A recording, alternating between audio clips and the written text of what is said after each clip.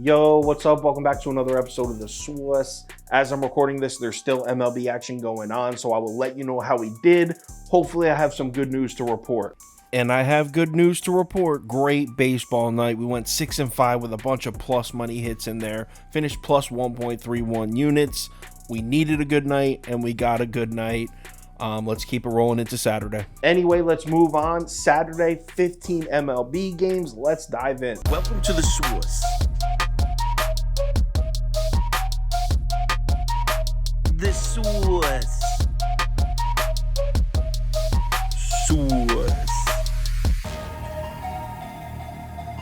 Hey, get the sauce. First up, Tigers at Cardinals. Spencer Turnbull pitching against Adam Wainwright, making his season debut.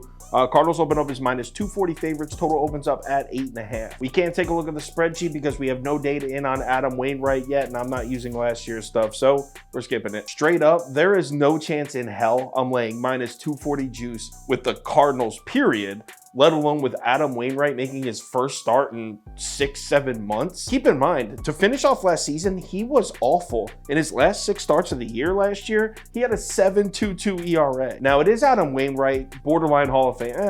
Probably not, but legendary starting pitcher. I'm sure he's capable of performing at a high level this year, but in his first start, I'm not trying to lay minus 240. Add on the fact that the Cardinals bats have been pretty cold and the Tigers bullpen has been better than the Cardinals recently. I got to go with Detroit or pass here. I might take the plus 1.5. Not sure yet. I'll let you know on the live show at 11 a.m. Next up, Marlins at Cubs. Brian Hoeing pitching against Drew Smyly. Cubs open up at minus 155 favorites. Total opens up at 9.5. Let's take a look at the spreadsheet. According to the model, after 5 innings, we're looking at 4-1 Cubs. Final score 6-2 Cubs. Quick answer on this one. Cubs first 5. We got Drew Smyly at home. He's been almost untouchable at Wrigley Field. I know the Cubs lineup has been slumping, but it's the second time they're seeing this kid Hoeing already this season, so I trust them to put a couple runs across. They're giving us this shitty price for a reason. Give me Cubs first 5 minus a half run at minus 120 next game. Rockies at Mets. I'm skipping this one. In order for me to lay minus 230, minus 240 juice, this team has to be red hot, and that's just not what we're seeing from the Mets recently. I would say Rockies are pass here. I don't have the balls to bet Colorado either, so I'm just skipping it. Next, Yankees at Rays. Domingo Germán pitching against Drew Rasmussen. Line opens up Tampa Bay minus 165 favorites. Total opens up at 7. Let's take a look at the spreadsheet. According to the model, after 5 innings, we're looking at 3-1 Tampa. Final score 5-1 Tampa. So Domingo Germán pitching, kind of tough to get a read on this guy. I mean, we've seen him look excellent this season. We've also seen him look like he belongs in AAA. Really not much to go by here. I mean, Drew Rasmussen, despite this being his 3rd year on Tampa, he's only got 1 career start against the Yankees. It was last September, and it was actually a great start. 6 scoreless innings, 10 strikeouts. He was great. Pretty safe to say that the Yankees lineup of last September is much better than the Yankees lineup we're getting right now without Judge and Stanton in it. So theoretically, Rasmussen should shut the Yankees down. And Germán kind of always struggles against the Rays. He's got 8 career starts against Tampa. 5.64 ERA against the Rays in his career. So I like the Rays, but I don't love them. I guess my favorite bet would be Tampa first 5 minus a half run. It's at that same minus 120 price we got with the Cubs, but I like the Cubs better than this one. This probably doesn't make the final ticket. Next game, Twins at Guardians. I'm skipping this one. I'm not betting either of these teams right now. I know Sonny Gray's pitching, but be careful. I know minus 120 with the Twins looks tempting, but Sonny Gray doesn't have the best career results against Cleveland, and he's on the road in Cleveland, even worse, so I'm skipping it. Next, Blue Jays at Pirates. Jose Barrios pitching against Johan Oviedo. Toronto opens up minus 165 favorites, and the total opens up at 9. Let's take a look at the spreadsheet. According to the model, after 5 innings, we're looking at 3-2 Pittsburgh. Final score 4-3 Pittsburgh. Not overthinking this one. Jose Barrios on the road is almost an auto fade against a lineup that hit lefties well, full of left-handed bats. No shot I'm betting Toronto. In case you're unfamiliar with Jose Barrios, check out some home away splits here. So his ERA at home this year is a 0.75. Excellent. His ERA at home last year was a 4.24. Solid. His ERA on the road last year, 6.36. His ERA on the road this year, 7.77. This guy is night and day different always fade him on the road. Yes, the Pittsburgh bats have definitely cooled off a bit, but this Pirates lineup has been hitting left-handed pitching this whole season. I know Johan Oviedo is coming off back-to-back rough starts, but one of those starts against the Dodgers, I'm not bailing on this guy this quickly after he had such a hot start. I'm on the Pirates, man. Give me the Pirates money line at plus 125. I also like the Pirates first 5 money line at plus 110 as well. Maybe I'll bet them both, or I'll let you know on the live show at 11 a.m. next game. White Sox at Reds. Clevenger versus Nick Lodolo. Reds open up as minus 120 favorites. Total opens up at 9.5. Let's take a look at the spreadsheet. According to the model, after 5 innings, we're looking at 3-2 White Sox. Final score 4-3 White Sox. So what are we supposed to do with this White Sox team right now? Are we supposed to just forget everything we saw in April and now Chicago looks a lot closer to the team we thought they'd look like before the season? Do we start handicapping them as a solid team in the AL Central? I think the answer to those questions might be yes, because it's not just the fact that they've been winning. They won 4 of their last 5. But it's how they've been winning. Number one, they are scoring runs. The White Sox bats have been towards the bottom of Major League Baseball in basically every category for most of this season.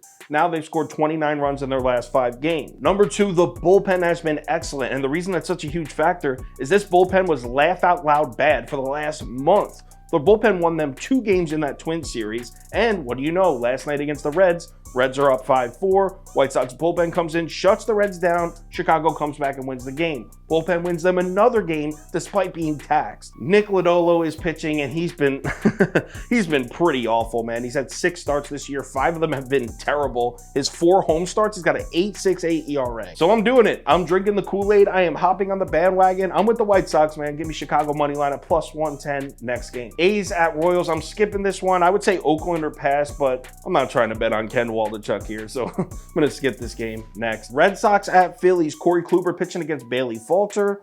Phillies open up as minus 150 favorites. Total opens up at 9.5. Let's take a look at the spreadsheet. According to the model, after 5 innings, we're looking at 5-3 Boston. Final score 8-4 Boston. I'm saying the same thing today that I said yesterday. Who's fading the Red Sox bats right now? This offense is scorching hot. I could care less who's pitching. Honestly, I know that sounds crazy. I could care less. The Red Sox have won 7 straight. They've scored 52 runs in those 7 games. 52 runs. I know Corey Kluber has been absolutely dreadful this year, but you know who else has been really bad this year? Chris Sale. We backed him. We ended up cashing a nice plus 135 ticket. I'm riding the Bo Sox again. Give me Boston money line. What's it at? Boston money line plus 122. I'll take it. Next game. Brewers at Giants. I'm going to skip this one. I like the Giants at home against a right-handed pitcher. That'd be my favorite spot to bet the Giants. I would never bet the Giants against a lefty. Against Colin Ray, who's a righty, I would like it, except they're pricing them at minus 160, minus 165. Nah. Next, Baltimore at Atlanta. We got Kyle Bradish pitching against Spencer Strider. Atlanta opens up as minus 235 favorites. Total opens up at 8.5. Let's take a look at the spreadsheet. According to the model, after the first 5 innings, we're looking at 6-1 Braves. Final score 7-3 Braves. Say it with me. Braves double result. If you don't know what that is, not all sportsbooks have this bet, but basically it's a same game parlay that you're betting a team's going to be winning after 5 innings and win the game. Like I said, not all sportsbooks have it. DraftKings definitely has it. They have it at minus 115 for the Braves right now, and that's the bet I like. Very simple reasoning here. Spencer Strider, one of the best starting pitchers in baseball, in my opinion. At home, Braves coming off a loss against the Baltimore lineup that specializes in hitting lefties. They're not terrible against righties, but I am not scared of fading the Orioles bats against a righty. Kyle Bradish was struggling in his last road start. That was in Detroit against the Tigers. This is Atlanta. If your sportsbook doesn't have it, I would go Atlanta minus 1.5, but I'm personally going Atlanta double result minus 115 next game. Nationals at D-backs. I'm skipping this one. Normally, I'd be down to fade the D-backs bats against a lefty, but it's Arizona at home, and that lineup's really good at home. In fact, it's one of the best lineups in baseball at home so far this season. So I'm a little skeptical about that. Also, I really don't know what to make of Mackenzie Gore right now. I finally gave him props in his last start. I finally admitted, yo, this kid can pitch.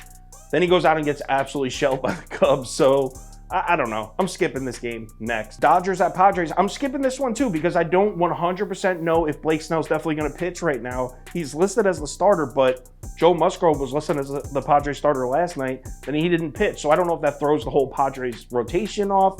I'll probably have a bet for this one in the morning on the live show at 11 a.m. Next, Rangers at Angels. Nathan Eovaldi pitching against Reed Detmers. Angels open up as minus 175 favorites. Total opens up at 7.5. Let's take a look at the spreadsheet. According to the model, we're looking at 6-4 Rangers after 5 innings. Holy shit.